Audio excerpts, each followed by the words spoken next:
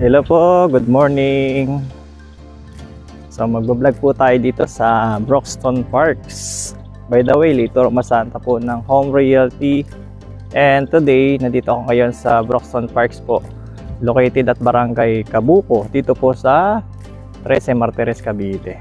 Yes, magsishare po tayo ng isang unit dito sa Broxton Parks sa mga naghahanap po ng mga single detached unit. Malapit po sa lahat.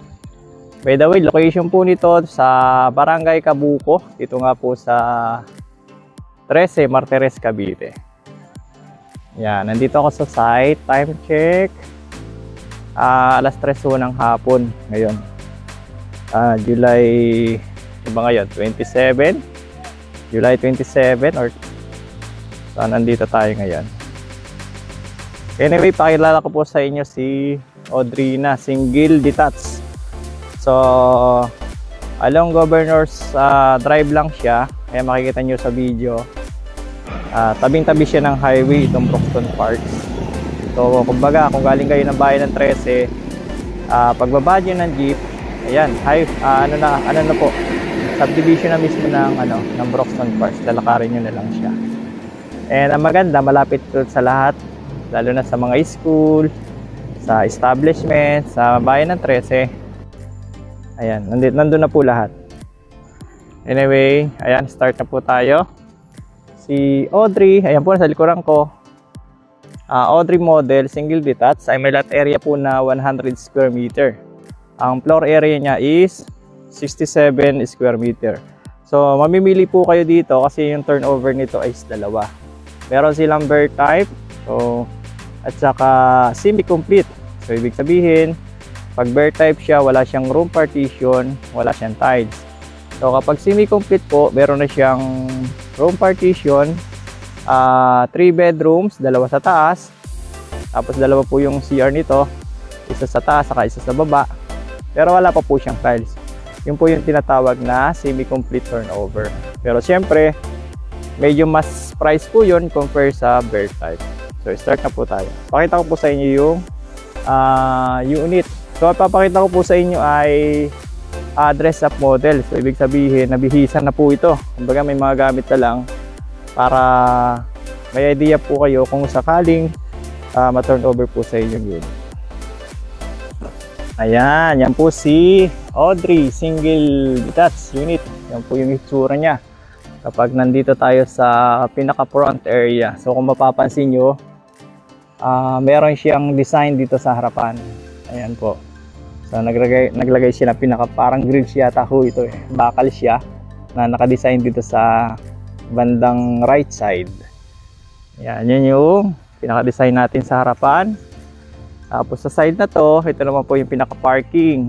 So, mula po dito sa gilid na to, naka-design siya as 3 meters. So, kasyang-kasya po yung mga SUV nating sasakyan dito.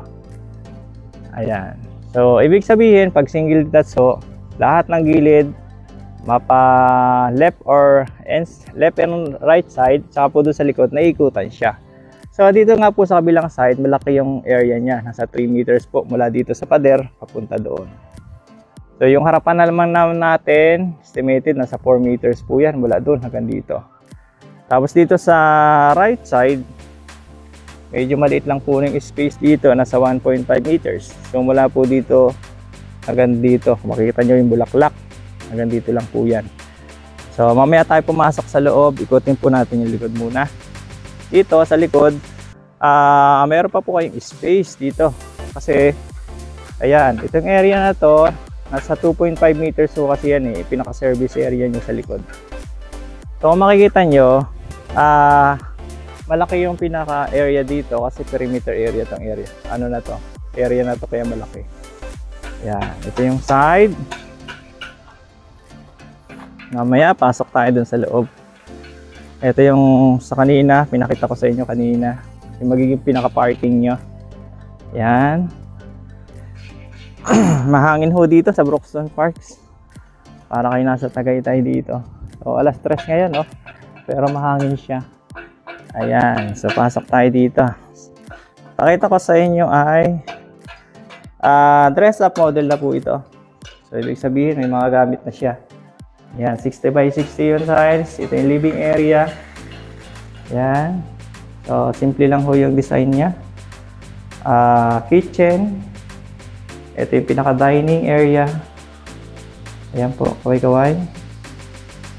So, yan, dito yung kitchen natin. Yan. Pero yung turnover po, ulitin ko po, bird type at saka semi-complete. Mamimili po kayo sa dalawa. Ito naman yung way. Ito naman po yung pinaka-service area. Pinakita ko sa inyo kanina sa likuran. Yan.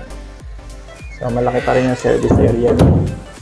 So, 3 bedrooms siya. 2 sa taas, 1 po sa baba. Ito po yung pinaka-bedroom dito sa first floor. Yan. Medyo maliit lang siya. Tapos, mayroon pang bintana dito.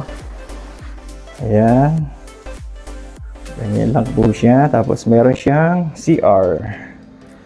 Toilet and bath sa first floor. So makipot siya pahaba. Ayan. Ganon po siya. Actually, ilalim po ito ng hagdanan.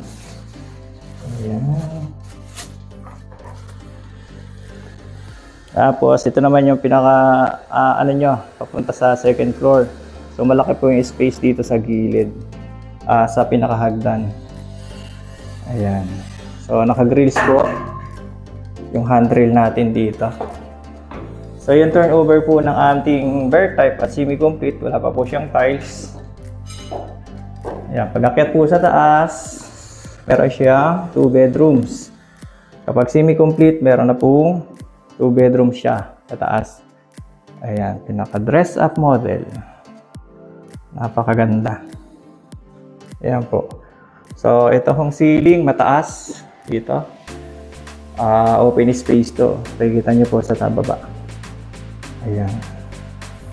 Master bedroom. Ayan, medyo laki-laki po ito. Napakaluwag na double deck. Ayan. So, naglagay siya ng cabinet dito. Sa lagay naman po ng aircon, naka-provide na yung saksakan. So ngayon, wala pa po siyang butas. So kayo na po yung bahala magpagawa. Ayan. Dito sa kabilang side naman, ito yung toilet and bath in location niya, second floor. So malaki po yung CR niya sa taas. Okay. So yung computation po nito, i-attach ko nilang sa last part ng video ko. So, pwede ito sa bangko, pwede sa Pag-ibig, pwede sa in-house financing. So, kung wala po kayong requirements, pwede po sa in-house. Tsaka deferred cash, nag-accept po sila. Yan. Ito po yung site. Ayan. So, may tinatayo ng unit. Ibig sabihin, ano na po yan? Naka full DP na siya. Tapos nasa 80% na rin, 70 to 80% na. Yan yung site. So Broxton Parks po, complete na amenities nga pala. So kompleto rito. Meron ditong swimming pool. Bukod po sa mga sa mga single detached, meron din silang attached at saka townhouses. So saka lot only. Ayan po. Sa mga interesado po at makapanood itong video, ayan, basis na lang po kayo sa akin. Thank you!